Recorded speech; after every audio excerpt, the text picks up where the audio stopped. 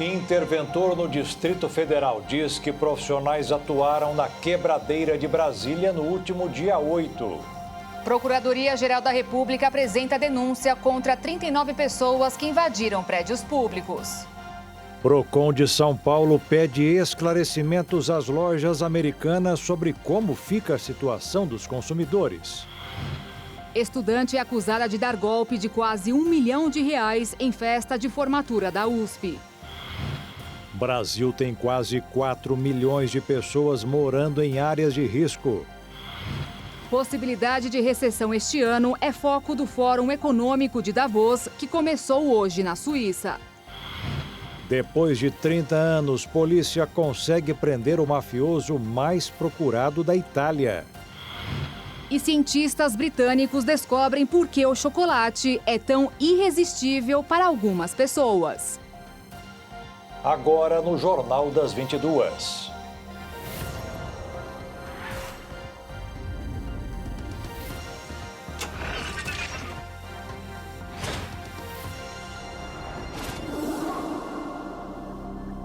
Olá, boa noite. Boa noite.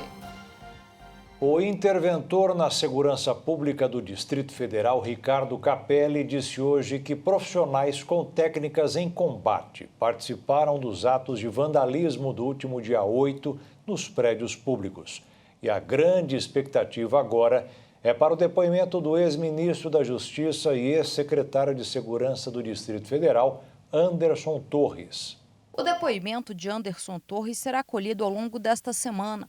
O ex-ministro e ex-secretário de Segurança Pública foi preso na manhã de sábado no aeroporto de Brasília, assim que chegou ao Brasil após uma viagem aos Estados Unidos. Ele foi levado para o 4º Batalhão da Polícia Militar, onde passou o fim de semana. A prisão de Anderson Torres foi determinada pelo Supremo Tribunal Federal, que entendeu que o ex-secretário de Segurança Pública pode ser responsabilizado por ação ou omissão pelos atos que culminaram na depredação das sedes dos 3 poderes no dia 8 de janeiro.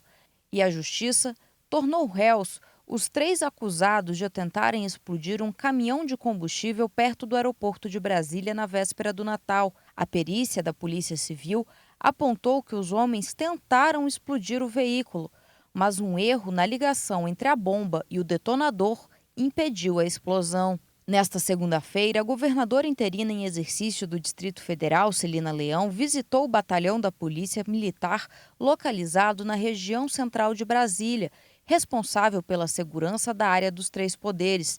Acompanhada do interventor federal, Ricardo Capelli, e do presidente da Câmara, Arthur Lira, a governadora anunciou uma série de medidas para reforçar o policiamento na região, melhorando a infraestrutura e o contingente das forças no local. Hoje nós fazemos uma visita nesse batalhão, que é uma área da Câmara Federal, que funciona realmente para essa região. Viemos conhecer as instalações junto com o nosso interventor, para vermos a possibilidade de dobrar esse efetivo já de forma imediata. Nós temos uma outra área, uma construção do batalhão definitivo, uma área de mais de 5 mil metros quadrados. Durante a visita, o interventor Ricardo Capelli disse que policiais que ficaram feridos nos atos de 8 de janeiro afirmaram que os invasores eram treinados e tinham técnica em combate, além de informações sobre os acessos aos prédios. Um depoimento que eu ouvi de um sargento e de um outro oficial que estava no campo, o sargento inclusive ferido, com vários pontos na cabeça. E ele declarou, ele falou: secretário, nós não estávamos enfrentando apenas manifestantes. Ele falou, existiam homens no campo de batalha, com conhecimento do terreno, com conhecimento de táticas de combate, com características profissionais. Eram homens profissionais que estavam no meio dos manifestantes. O presidente da Câmara, Arthur Lira, comentou a investigação do Ministério Público Federal que mira em 3 deputados que teriam estimulado os ataques. Ele afirmou que parlamentares não podem propagar mentiras ou incitar crimes e que todos os responsáveis pelos ataques às sedes dos 3 poderes, tendo ou não foro privilegiado, devem ser punidos. A nossa fala ela não muda. Todos que praticaram e contribuíram para esses atos de vandalismo devem ser severamente punidos. E no Rio de Janeiro, mais uma pessoa foi presa suspeita de financiar os manifestantes. A Polícia Federal cumpriu 5 mandados de busca e apreensão em Campos dos Goytacazes. Durante as investigações, foi possível colher provas que ligam os suspeitos à organização e à liderança dos atos de 8 de janeiro. Segundo a polícia, os crimes investigados são de associação criminosa, abolição violenta do Estado Democrático de Direito e incitação das Forças Armadas. O mutirão de audiências de custódia dos mais de 1.000 presos suspeitos de participarem do grupo que vandalizou os edifícios na Praça dos Três Poderes terminou hoje. A Procuradoria-Geral da República apresentou uma denúncia ao Supremo Tribunal Federal contra 39 envolvidos em atos de depredação e vandalismo em Brasília. Os denunciados podem responder a vários crimes, como associação criminosa, armada e tentativa de golpe. A denúncia também prevê o bloqueio de bens no valor total de R$40 milhões para reparar os danos materiais e morais coletivos. A Agência Nacional de Energia Elétrica informou hoje que foram registrados 7 casos de ataques contra torres de transmissão de energia elétrica em 3 estados. Desses 7 casos, 4 torres derrubadas. Ao todo, a ANEEL contabiliza 3 ocorrências em Rondônia e as 3 torres derrubadas, 2 no Paraná e as 2 também derrubadas e 2 em São Paulo. Outras 12 foram danificadas. As causas ainda estão sendo identificadas, mas há relatos de que os elementos estruturais, como cabos de aço e parafusos, teriam sido retirados do equipamento que caiu. Na sexta-feira, a torre da transmissora Taísa foi derrubada, também na cidade de Rio das Pedras, interior de São Paulo, na região de Piracicaba. O relato feito às autoridades menciona a retirada de alguns elementos de sustentação de uma das torres de energia no local. Segundo a ANEEL, não houve dano significativo nas instalações e também não houve interrupção do fornecimento de transmissão de energia. O fato vem ocorrendo desde o dia 8, quando 3 torres foram derrubadas no Paraná e em Rondônia, com indícios de sabotagem e vandalismo. Em uma conversa com apoiadores na casa onde está hospedado, em Orlando, nos Estados Unidos, o ex-presidente Jair Bolsonaro afirmou que os atos realizados em Brasília com invasão e depredação do Congresso Nacional, do Palácio do Planalto e da sede do Supremo Tribunal Federal foi uma coisa inacreditável. Bolsonaro ainda declarou que, em seu governo, o pessoal aprendeu o que é política, conheceu os poderes e começou a dar valor à liberdade. E veja a seguir, possibilidade de recessão este ano é foco do Fórum Econômico que começou hoje na Suíça. E ainda, Procon pede esclarecimentos às lojas americanas de como fica a situação dos consumidores.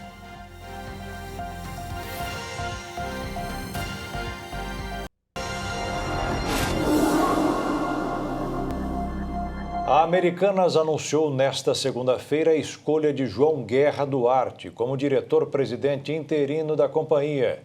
O anúncio acontece após a Justiça manter o direito da empresa de congelar as cobranças e execuções das dívidas por 30 dias. A medida foi contestada por um dos bancos credores, mas o pedido não foi acatado. No meio dessa disputa, o Procon de São Paulo também acionou a empresa para evitar que os consumidores sejam prejudicados.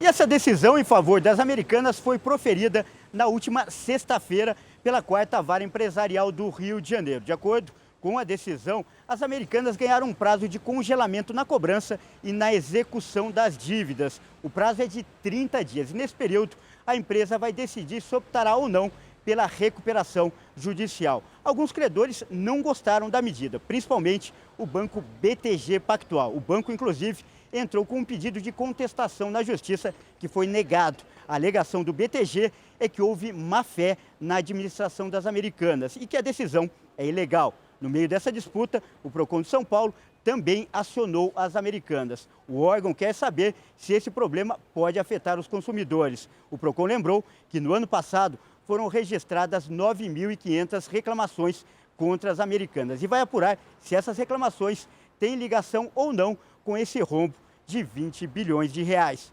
O Procon olha com muita preocupação a atual situação das Americanas, considerando a renúncia né, dos seus principais executivos e a iminente possibilidade da empresa ter que assumir um prejuízo não lançado em seus relatórios contábeis de 20 bilhões de reais.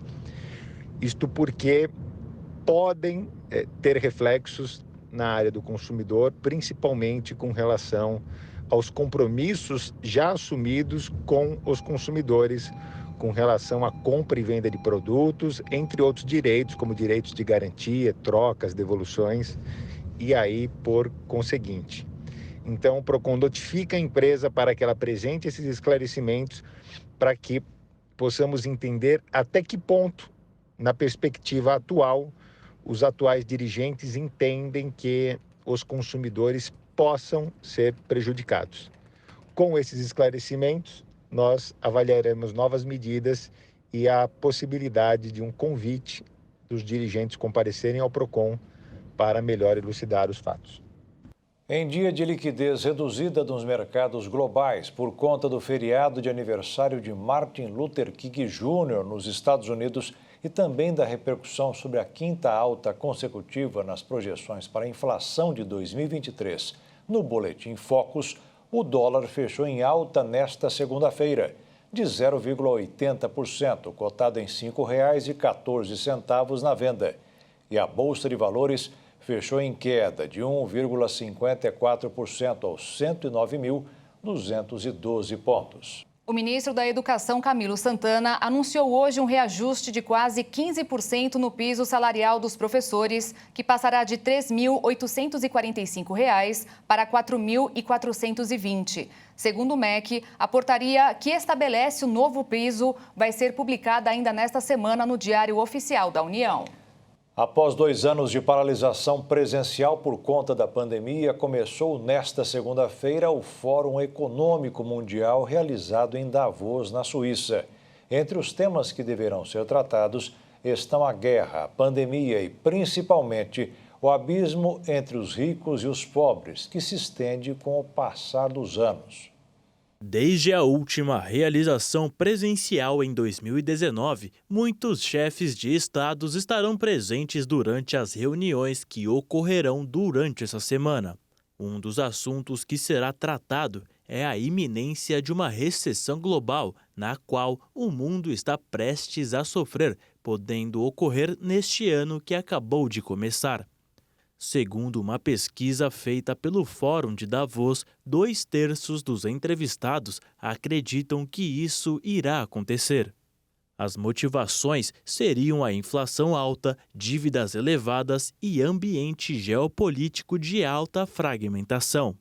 Além disso, o tema do encontro deste ano será a cooperação em um mundo fragmentado e deve reunir 1.700 líderes empresariais e 400 líderes políticos, entre chefes de estados e ministros de governo.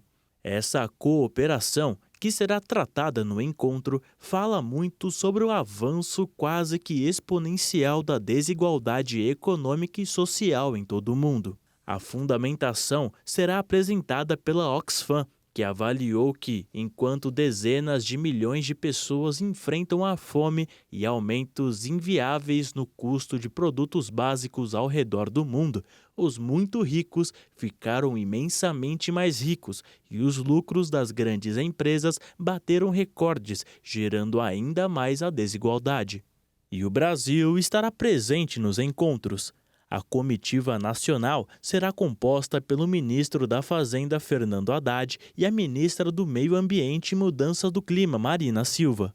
Segundo Haddad, a mensagem que será transmitida à comunidade internacional é de que o Brasil defende um modelo econômico que une crescimento com sustentabilidade fiscal, ambiental e justiça social. O país pode agregar e muito no debate e, principalmente, ter os olhos do mundo virados para si, por ter muito a oferecer ao mundo no tema da sustentabilidade com combate ao desmatamento e uso de energia renovável. Mas, ao que parece, o encontro será rodeado de protestos. Mas antes mesmo de seu início, diversos ativistas climáticos se manifestaram em frente das instalações do fórum, acusando muitos dos participantes de causarem um aquecimento global. O encontro segue até sexta-feira, dia 20 de janeiro. O governo federal anunciou que vai fazer uma busca para localizar aqueles que precisam, mas ainda não recebem o Bolsa Família. Mais detalhes sobre o assunto com Jaqueline Fonseca. O Ministério do Desenvolvimento Social criou o programa Busca Ativa para atualizar o cadastro de todos os beneficiários do Bolsa Família. O objetivo é identificar se todos os inscritos atendem de fato os requisitos necessários e também localizar aqueles que precisam, mas ainda não recebem o auxílio de R$ 600. Essa busca ativa será feita pelos municípios e começará no mês de fevereiro. A expectativa do governo federal é que esse trabalho seja concluído rapidamente e que, a partir de março, as famílias que têm crianças de até 6 anos comecem a receber o bônus de R$ 150. Para isso, a pactuação com a rede da assistência social, com todo o Sistema Único da Assistência Social, CRAS, CREAS, enfim, onde vamos voltar a repassar recursos para os municípios para garantir com isso as condições desse trabalho de atualização do cadastro, de busca ativa para trazer quem precisa para ter o recebimento do Bolsa Família e, é claro, também a definição das famílias que têm crianças para receber, repito, a partir de março, os R$ 150 por criança. E na terça-feira que vem, a propaganda partidária nacional voltará a ser exibida. O momento é indicado para os partidos divulgarem sua posição sobre diversos temas que interessam ao povo brasileiro.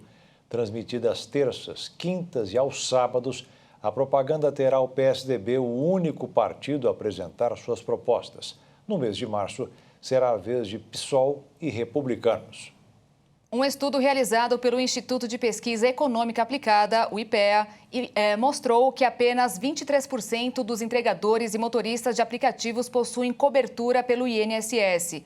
Isso significa que, caso esses trabalhadores sofrerem um acidente, eles ficarão sem renda nenhuma para sequer cuidar de sua recuperação. Para conseguir levar o pão de cada dia para a mesa, os entregadores e motoristas de aplicativos enfrentam uma batalha por dia. Além de correrem para garantir que as entregas sejam realizadas dentro do prazo, eles também precisam estar muito atentos para não se acidentar. De cada 4 entregadores e motoristas autônomos, apenas um paga a contribuição ao INSS. E os 77% que não contribuem com a Previdência Social, além de não ter seu tempo de trabalho contado para a aposentadoria, não estão protegidos em caso de acidentes. Sem contar também que não recebem salário maternidade e não deixam pensão por morte para dependentes. O levantamento, que inclui motoristas, taxistas e entregadores em motos e bicicletas, aponta que o total de trabalhadores nessa área era de 1.700.000 no terceiro trimestre de 2022. No fim de 2021, eram 1.500.000. Outra descoberta foi a de que, no Brasil, essas atividades são, na maioria das vezes, a única ocupação desses trabalhadores e não um trabalho secundário que complementa a renda. Uma das estações mais aguardadas pela maioria dos brasileiros é o verão, mas nesse período tem uma inconveniência, que são os mosquitos. Com a alta umidade do ar, eles se proliferam muito rápido e causam um grande incômodo. E como tem pessoas que são alérgicas à picada do inseto, é importante tomar alguns cuidados. As picadas do mosquito geralmente tendem a gerar sintomas simples, como coceira leve, irritação na pele e inchaço, que podem ser tratados em casa e ter uma rápida recuperação. Compressas com água gelada ou com chá de camomila costumam ajudar, uma vez que temperaturas mais baixas em contato com a pele podem reduzir a coceira e ajudar a reduzir a inflamação, em especial a camomila, que tem ação anti-inflamatória. Porém, as pessoas que têm maior sensibilidade à ação dos mosquitos, é possível que reações alérgicas apareçam. Nesses casos, os sintomas são mais intensos e a reação pode se espalhar pela pele. Segundo o presidente do Departamento Científico de Dermatologia da Sociedade Brasileira de Pediatria, o cuidado deve ser ainda maior com as crianças, que apresentam mais chances de desenvolver alergias. De acordo com o presidente da SBP, se a alergia for de alta gravidade, a pessoa deve procurar um dermatologista para fazer um tratamento adequado. O uso de repelente pode ajudar para evitar as picadas dos mosquitos. A função do repelente é atrapalhar a capacidade dos mosquitos de encontrar o corpo humano. De forma geral, não costuma haver grandes diferenças quanto à função de proteção, mas evitar garrafas, pneus ou qualquer tipo de recipiente que possa ser um criadouro de mosquito é uma das receitas mais eficientes. E veja, daqui a pouco o Brasil tem quase 4 milhões de pessoas morando em áreas de risco. E ainda, depois de 30 anos, polícia consegue prender o mafioso mais procurado da Itália.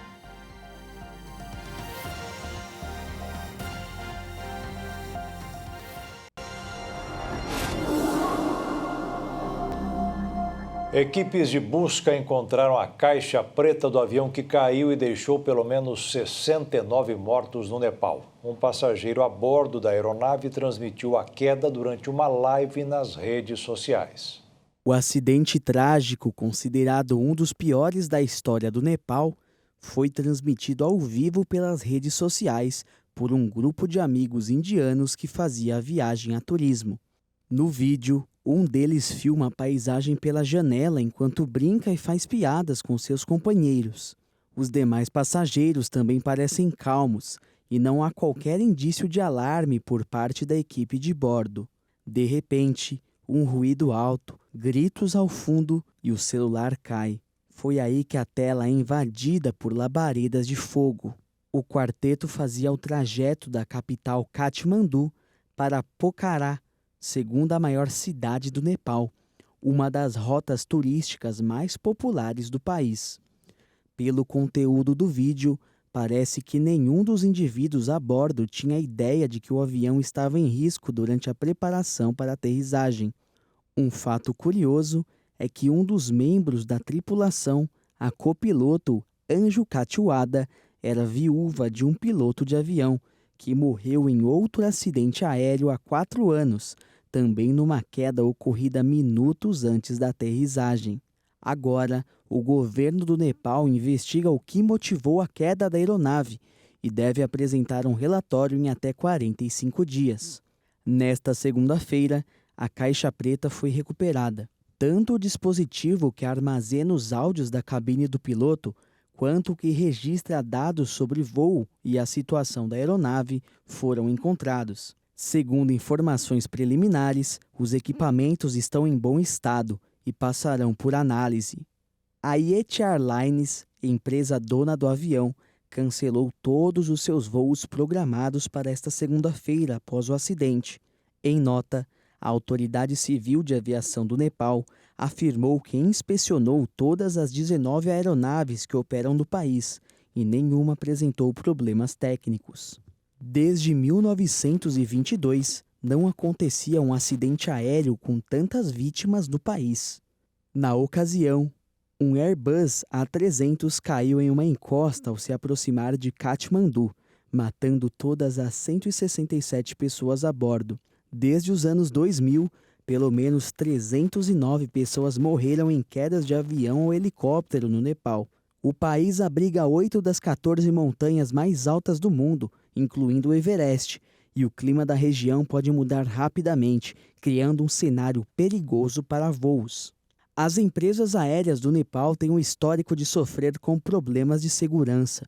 Por esse motivo, desde 2013, as empresas aéreas do país são proibidas de sobrevoar o espaço aéreo da União Europeia. O Nepal também possui algumas das pistas mais problemáticas do mundo, envolvidas por picos cobertos de neve, que tornam a aproximação desafiadora, até mesmo para pilotos experientes. Outro fato que complica o setor aéreo do país é a falta de infraestrutura para divulgar previsões meteorológicas precisas, principalmente nas regiões de montanhas, onde diversos acidentes fatais foram registrados nos últimos anos. Hoje foi um dia histórico na Itália. Depois de 30 anos, a polícia conseguiu prender Matteo Messina Denaro, líder da máfia Cosa Nostra. Moradores de Palermo, capital da região onde o grupo criminoso se desenvolveu, celebraram a captura. A prisão de Matteo Messina Denaro, mafioso mais procurado da Itália, foi comemorada pelos moradores de Palermo. A cidade é a capital da região autônoma da Sicília, base territorial da Cosa Nostra, maior máfia do país. Para mim, hoje representa o fim de uma era, o fim da era Cosa Nostra. Finalmente esse ciclo foi encerrado. Não é uma coincidência que ontem tenha sido o 30º aniversário da prisão do ex-chefe da máfia Salvatore Riina. A máfia acabou. As execuções em massa ordenadas por criminosos que derrubaram esse país acabaram. Eu acho que foi gasto um tempo na tentativa de prendê-lo, mas nós conseguimos. Depois de 30 anos, ele vai apodrecer onde deveria estar apodrecendo. Só podemos agradecer aos juízes Borsellino e Falcone. Eles são nossos anjos em Palermo. Denaro estava foragido há 3 décadas e foi preso nesta segunda-feira em um centro de saúde em Palermo, onde realizava tratamento médico. O criminoso, que tem 60 anos, se vangloriou de poder encher um cemitério inteiro com as vítimas, entre elas um adolescente, filho de um mafioso arrependido a quem mandou dissolver em ácido. O líder da máfia siciliana também é suspeito de ordenar os atentados de 1993 em Roma, Milão e Florença, que mataram 10 pessoas. Os ataques ocorreram meses depois que a Cosa Nostra assassinou os juízes Giovanni Falcone e Paolo Borsellino. A prisão também provocou inúmeras reações da classe política italiana. A primeira-ministra Giorgia Meloni foi até Palermo nesta segunda-feira e parabenizou as autoridades responsáveis por capturar Messina Denaro. O Brasil tem quase 4 milhões de pessoas em áreas de risco de desastres. O levantamento foi feito pelo Serviço Geológico do Brasil em 1.600 cidades. De acordo com o Serviço Geológico do Brasil, 3.900.000 pessoas vivem em mais de 13 mil áreas de risco de desastres no país. Do total, cerca de 4 mil dessas áreas, ou cerca de 30%, são consideradas de muito risco. São Paulo, Rio de Janeiro, Santa Catarina e Espírito Santo estão entre os estados com mais áreas de risco para desastres. Entre as áreas identificadas pelo órgão nas 1.600 cidades mapeadas, os riscos de deslizamento e inundação são os que aparecem com maior frequência. Além das próprias ameaças da natureza, a gravidade do problema se mede a partir dos aspectos socioeconômicos, já que as camadas mais pobres da população brasileira são as mais afetadas. As famílias com menos recursos são obrigadas a viver em áreas ambientalmente frágeis, em costas e beiras de córrego. Na capital paulista, por exemplo, as famílias que vivem em áreas de risco têm renda domiciliar média de R$ 1.600, 54% menor que a média da cidade. A história de como as grandes cidades foram construídas no Brasil, desrespeitando os espaços dos rios e os transformando, é outro motivo determinante para que a população sofra com os desastres ambientais. Mapear essas áreas é o primeiro passo para propor medidas para reduzir os riscos. A prioridade de atuação deve ser identificada a partir dos cenários e da concepção de planos municipais de redução de risco. Após liderar o ranking de afastamento do trabalho em 2021, a Covid-19 deixou de figurar a lista de doenças que mais registraram benefícios por incapacidade, o antigo auxílio-doença, do INSS, em 2022. Segundo o levantamento do Ministério da Previdência, nos 6 primeiros meses de 2022, foram 6.537 afastamentos por Covid-19. No mesmo período do ano anterior, aconteceram 64.561 registros, uma queda de 90%. Com isso, a infecção por coronavírus está em 29º lugar na lista de doenças que mais registraram benefícios por incapacidade. A principal causa registrada até julho de 2022 foi mioma, um tumor benigno de útero, seguido de fratura de punho e de transtorno de disco lombar. O levantamento considera somente aqueles afastamentos por mais de 15 dias e que geraram um benefício ao segurado do INSS. O cenário passou a mudar com o avanço da vacinação contra a Covid-19 no país. De acordo com o Ministério da Saúde, desde janeiro de 2021 até agora, 163 milhões de pessoas tomaram a segunda dose ou a dose única da vacina, o que representa 79% da população. Também foram feitas 102 milhões e 500 mil aplicações da primeira dose de reforço. Já a segunda dose de reforço soma 45 milhões e 200 mil aplicações. Começou hoje a distribuição de 740 mil doses da vacina Coronavac contra a Covid para todos os estados do país. A remessa é destinada à retomada da vacinação das crianças de 3 a 11 anos de idade. As doses passaram a ser prioridade após as secretarias municipais relatarem os estoques vazios. De acordo com o Ministério da Saúde, a entrega será finalizada até amanhã. Ainda sobre a Covid, o Ministério da Saúde liberou 30 milhões de reais para o desenvolvimento de uma vacina em spray nasal contra a doença desenvolvida na Universidade de São Paulo. A verba será usada para a produção de novas doses que serão testadas em voluntários humanos. Os animais que já passaram pelo teste apresentaram altos níveis de anticorpos protetores contra a Covid. O aval para a realização de estudos com voluntários já foi solicitado à Anvisa. Para economizar e ser mais sustentável, uma mãe de Campo Grande, capital de Mato Grosso do Sul, se tornou empreendedora ao usar e comercializar fraldas ecológicas. Foi pela própria experiência com a filha Jade que Isabela decidiu empreender e apostou na venda de fraldas ecológicas como forma de conscientizar outras mães sobre sustentabilidade. Ela conta que, de acordo com um levantamento feito por uma agência ambiental inglesa, um bebê terá usado, em 2 anos e meio, 800 quilos de fraldas descartáveis. Tudo vai parar no lixo não reciclável. Eu comecei a usar na Jade porque já sou mais voltada à sustentabilidade, né? Não como carne, sempre tento optar pela opção que tem menos impacto ambiental. Aí conheci as fraldas ecológicas. De início achei que ia ser muito trabalhoso, mas tendo a experiência de uma amiga que usava, me mostrou que é bem prático e eu testei e amei. A proposta é sustentável e prática. A mesma fralda pode ser usada para um bebê de 4 até 15 quilos. Cada uma vem com diversos encaixes que se moldam ao tamanho da criança.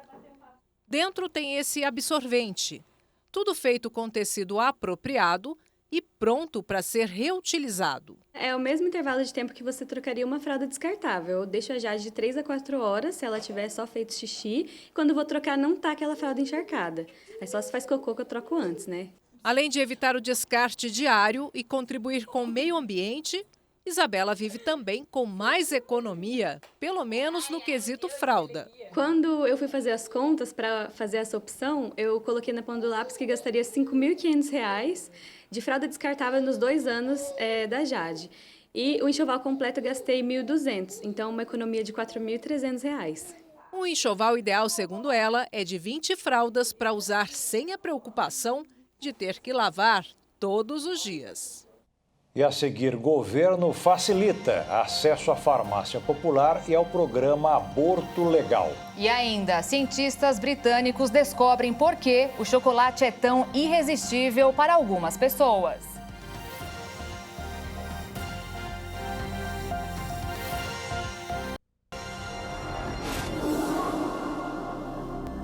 E o Ministério da Saúde revogou hoje uma lista de medidas implementadas durante o último governo. O objetivo é acabar com políticas que contrariam os princípios do SUS, como a exigência que dificultava a retirada de medicamentos pela farmácia popular. O revogaço foi publicado hoje no Diário Oficial da União, com 6 normas alteradas. Entre elas, está uma que vai permitir que seja retomado o programa Aborto Legal.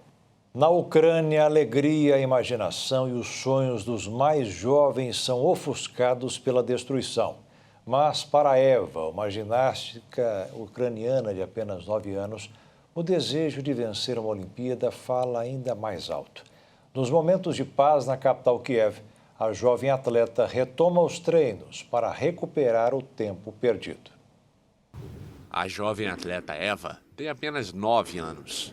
Ela vive no meio da guerra na Ucrânia há 10 meses, mas o seu sonho permanece inabalável. Я занимаюсь 4 года по настольной gimnastiке. Faço ginástica há 4 anos e quero ser campeã olímpica. Todo ginasta quer isso. Все этого хотят вообще гимнастки. Kiev é regularmente bombardeada com mísseis, mas enquanto a sirene não aponta perigo de ataques, Eva retorna ao tatame para recuperar o tempo perdido. A guerra mudou a vida de todos na Ucrânia. E para a pequena ginasta, seus companheiros de equipe e sua treinadora também impôs obstáculos que antes não existiam no treinamento. Desde outubro, os bombardeios russos têm como alvo infraestruturas essenciais. De acordo com as Nações Unidas, os ataques deixam cerca de 7 milhões de crianças sem eletricidade, aquecimento ou água corrente. Этот первый день войны был самым ужасным днем вообще в... O primeiro dia da guerra foi o pior dia da minha vida. A gente acordou em pânico porque tinha uma sirene aérea e você não tem ideia do que fazer. Dá medo. Não queríamos nem levantar porque não sabíamos o que fazer. O contexto de guerra é complicado para as crianças suportarem. De acordo com o balanço das autoridades ucranianas, mais de 400 morreram desde o início da invasão. Estimativas da ONU indicam que mais de 2 milhões de crianças fugiram para o exterior e 3 milhões foram deslocadas internamente entre fevereiro e junho de 2022. Enquanto isso, Eva e seus companheiros seguem firmes com a chama da esperança acesa para o futuro. Cientistas da Universidade de Leeds, no Reino Unido, fizeram uma pesquisa e descobriram o motivo do chocolate ser tão irresistível e até mesmo viciante para algumas pessoas. Um dos produtos mais consumidos no mundo e queridinho por pessoas de todas as idades, guarda um segredo do porquê faz tanto sucesso entre todo esse público. Cientistas de uma universidade britânica descobriram que o segredo está no processo físico que ocorre no momento em que ele entra na boca e a lubrificação da língua enquanto ele derrete. A película gordurosa do chocolate que reveste a língua e outras superfícies da boca realiza um processo químico que deixa o chocolate ainda mais saboroso na percepção de quem está comendo. Para os cientistas, a descoberta mostra um caminho para o desenvolvimento de chocolates mais saudáveis e tão saborosos quanto os vendidos atualmente. Para realizar o estudo, foram utilizados 4 amostras de chocolate amargo, contendo entre 70% e 99% de cacau, e um modelo de língua 3D altamente sofisticado para analisar o passo a passo do que ocorre enquanto o chocolate derrete na boca. O chocolate amargo, por mais que seja um produto com uma quantidade reduzida de gordura, parece ser o fator mais importante para a lubrificação quase imediata ao entrar em contato com a língua, derretendo e se misturando com a saliva. O estudo também mostrou que o doce poderia ter gordura apenas na camada externa, que entra em contato com a língua, e não propriamente em seu interior, pois as gotículas formadas na boca a partir do processo dão a sensação gostosa do alimento. Com o objetivo de resgatar memórias, uma cineasta e um fotógrafo estão à procura dos lambe-lambes, que ficavam em grande parte de uma praça da capital do Mato Grosso do Sul. Eles têm história para contar. As fotos coloridas ajudam a disfarçar a idade do equipamento, que foi muito usado e popular nas praças nas décadas de 20, 30, 1970, 80 até 1990. O fotógrafo ambulante era conhecido como lambe-lambe. Durante o processo de revelação, eles lambiam a fotografia para tirar resto de química e tal. Então é por isso que ficou com esse nome de lambe-lambe. O lambe-lambe permitiu acesso à fotografia numa época em que os equipamentos eram muito caros e uma sessão de fotos em estúdio era artigo de luxo. O mais comum são as fotos 3x4 para documento, né? Eu mesma, a minha primeira carteira de trabalho aos 15 anos foi com o fotógrafo Lambi Lambi. Eu acho que também eu tenho isso de trazer essa minha memória da minha mãe, me levar na praça para fazer esse documento. Pela tabela de valores que se cobrava em um profissional na praça, que de certa forma não tinha que pagar a estrutura de um estúdio, enfim, essas fotos eram mais baratas, né? Então, assim, a gente está descobrindo tudo isso por conta desses processos, para entender quem, né, as pessoas que tinham dinheiro para pagar um estúdio ou quem tinha que fazer uma foto com um profissional na praça. Em plena era digital, 5G, as pessoas tiram dezenas de selfies todos os dias. O Rashid e a Marinete estão fazendo uma convocatória para as pessoas que têm fotos feitas no Lambi Lambi ou mesmo destes profissionais. Marinete, que história é essa de convocatória de Lambi Lambi? Somos apaixonados por boas histórias, né? Então, a gente resolveu contar essas histórias dos profissionais da fotografia Lambi Lambi e também de pessoas que tenham histórias de terem feito uma foto com um profissional de Lambi Lambi. Então, a gente está convocando essas pessoas que mandem suas fotos e mandem suas histórias, que a gente quer contar essa história de forma coletiva, né, com a participação de todos que queiram. Marinete e Rashid vão realizar um documentário de 5 minutos. Estão em busca de memórias afetivas, fotos e equipamentos. As pessoas que estejam interessadas em nos ajudar, né, porque é uma ajuda que a gente está pedindo de encontrar esses profissionais, mas também fotos históricas desses processos em Campo Grande. A gente quer fazer um documentário, não um documentário só meu e só da Marinete, um documentário coletivo. Por isso a gente está convocando as pessoas que têm fotos feitas através do processo do Lambi Lambi, na praça ou em outros lugares, não tem problema de ser em outros lugares. E os profissionais, se a gente conseguir descobrir algum profissional que ainda tem os equipamentos, né, que guardou os equipamentos e tal, então é isso que a gente quer que as pessoas nos ajudem a fazer um filme coletivo. E o Jornal das 22 termina aqui. Obrigada pela sua companhia, um ótimo fim de noite, início de semana para você e até amanhã. Uma boa noite, fique na paz. Tchau.